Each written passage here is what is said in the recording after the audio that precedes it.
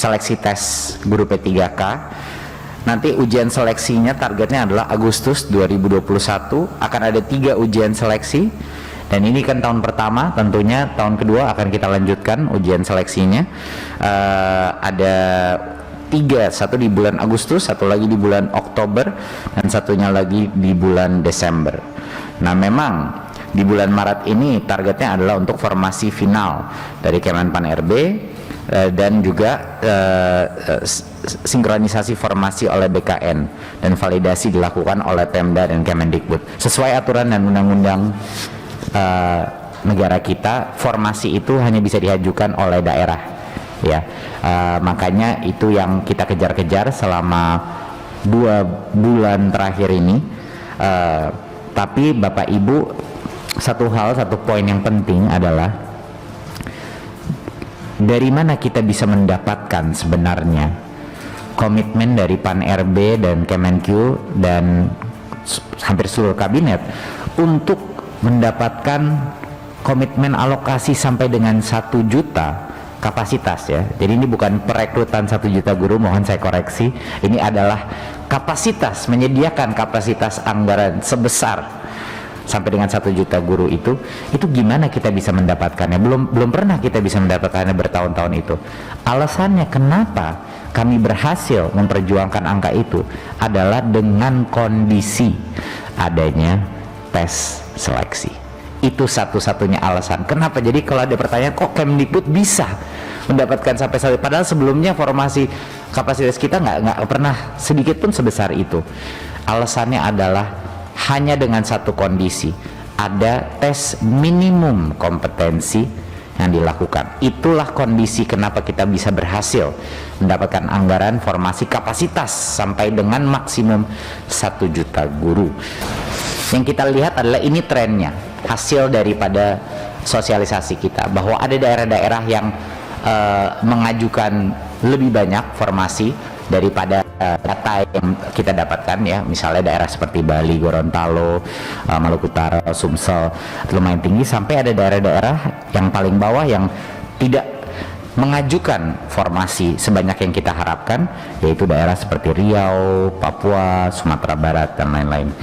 Jadi ya, totalan formasi pemerintah daerah ini memang menjadi maksimum daripada yang bisa kita angkat menjadi P3K. Tapi jangan lupa Bapak Ibu, ini bukan yang formasi ini adalah maksimum, ya. Berarti mereka masih tentunya harus mengambil tesnya. Nah, sebanyak 196 daerah mengusulkan formasi kurang dari 50% dari total formasi yang menurut Kemdikbud masih dibutuhkan.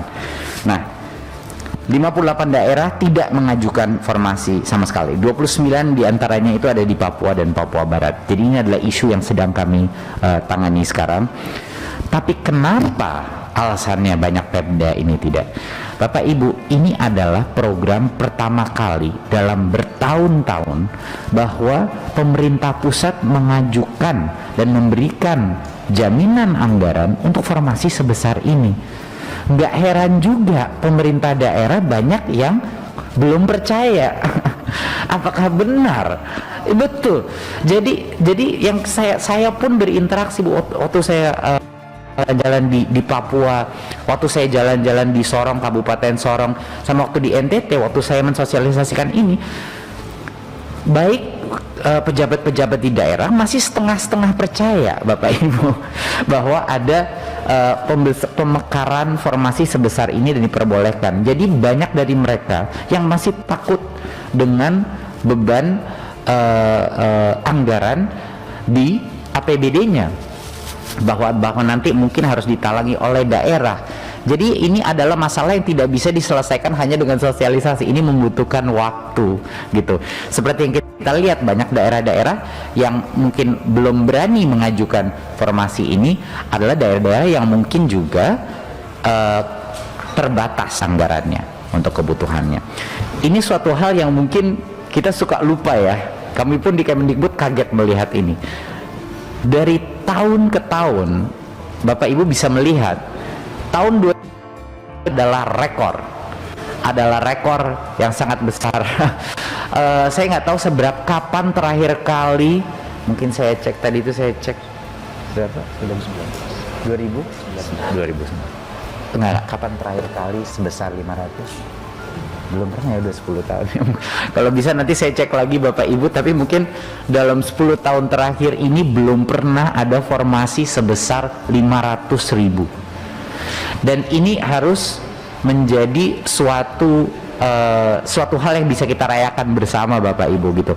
Karena desakan Komisi 10, karena perjuangan Kemendikbud, perjuangan Kemenq dan Pan-RB, pertama kalinya kita berhasil melakukan formasi di P3K 513.000. Jadinya walaupun iya mungkin tidak mencapai 1 juta, tapi kalau kita lihat relatif dari tahun-tahun kemarin, ini merupakan pencapaian yang luar biasa dan menurut saya patut kita rayakan gitu loh. Rayakan untuk para guru honorer gitu, bahwa mereka mendapat kesempatan untuk bisa sampai dengan 500.000 formasi yang sudah ada.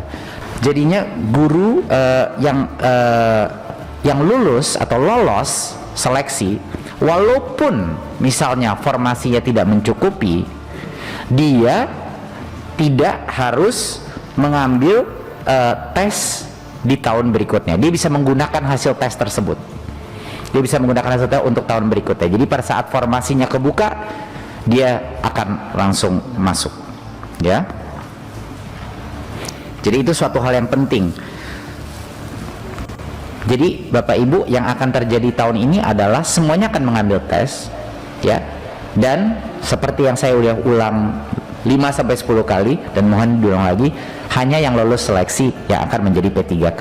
Jadinya kalaupun yang lolos seleksi itu di atas 500.000, ya, atau mungkin di daerah-daerah tertentu di mana formasinya belum terbuka, dia akan disiapkan untuk tahun berikutnya. Dan bulan adalah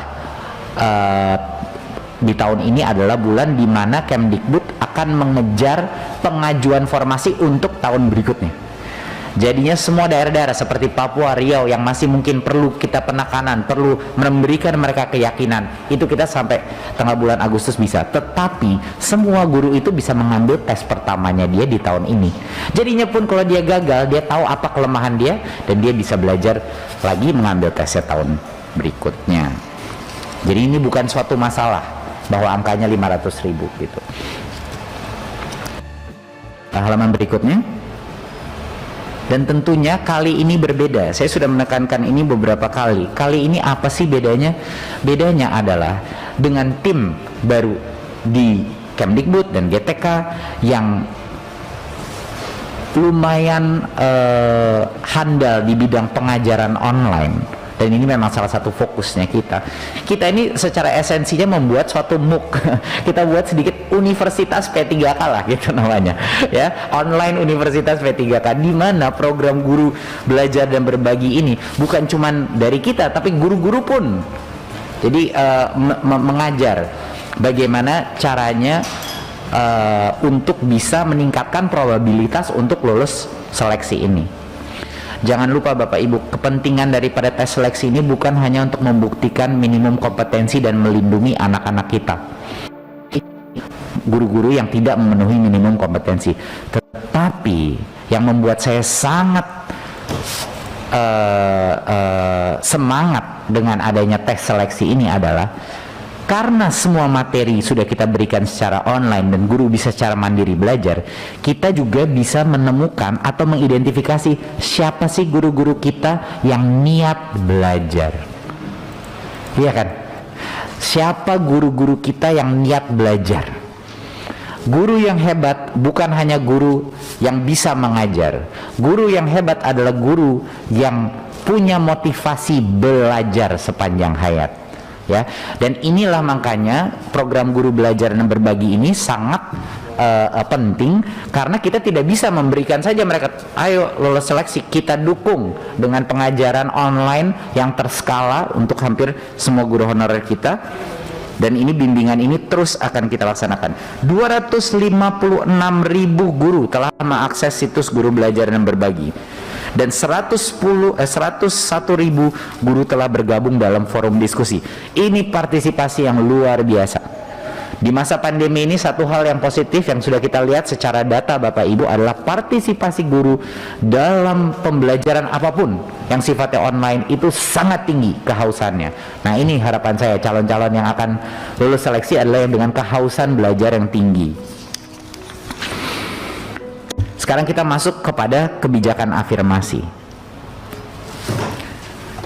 Jadi Bapak Ibu, kita memikirkan bagaimana caranya kita mendukung dan memberi nilai tambah kepada pengalaman di dalam dunia pendidikan tanpa mengurangi minimum kompetensi yang bisa terdemonstrasikan melalui tes seleksi ini.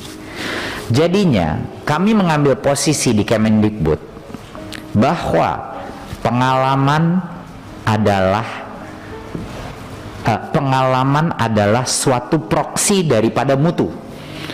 Karena kalau bahasa Inggrisnya itu tacit knowledge atau pengalaman, hal-hal yang tidak bisa diukur oleh tes itu harus juga dinilai, seperti pengalaman berguru dan lain-lain. Nah, jadinya setelah kita juga dengan Pan RB dan melakukan berbagai macam negosiasi, jadi kita menentukan adalah kita akan memberikan bonus point untuk passing grade. Jadinya apapun passing grade-nya, peserta dengan umur 40 ke atas, ya, 40 tahun ke atas dan berstatus aktif selama 3 tahun terakhir mendapat bonus nilai kompetensi teknis sebanyak 75 poin. Jadi total poinnya itu nanti 500 poin. Jadi esensialnya dia mendapat 15% bonus. Ya, 15% bonus untuk yang itu. Dan bukan hanya untuk yang di umur 40, peserta-peserta penyandang disabilitas juga mendapat nilai bonus sebanyak 10% dari maksimal bonus. Jadinya ini adalah kebijakan afirmatif tanpa mengorbankan minimum kompetensi yang dibutuhkan untuk para siswa. Jadi itu adalah kompromi yang kita harus lakukan. Pertama, kita harus lindungi siswa kita. Kedua, kita harus memberikan nilai tambah untuk pengalaman, Bapak Ibu. Karena pengalaman itu ada nilainya yang belum tentu bisa dites, gitu. Jadi itu adalah landasan filosofis daripada afirmasi ini. Afirmasi ini bukan kita berikan karena oh ya memang sudah lama bekerja, bukan. Kita memberikan afirmasi ini karena menurut kami pengalaman itu ada nilainya dan harus dihargai dan belum tentu bisa dilihat melalui tes. Nah, kabar yang terakhir adalah untuk menjawab apresiasi pemerintah pusat terhadap pengalaman dan dedikasi di mana itu ada nilainya untuk mutu. Kita memberikan afirmasi 15% bonus poin kepada yang umurnya 40 ke atas, ya, dan juga untuk penyandang disabilitas.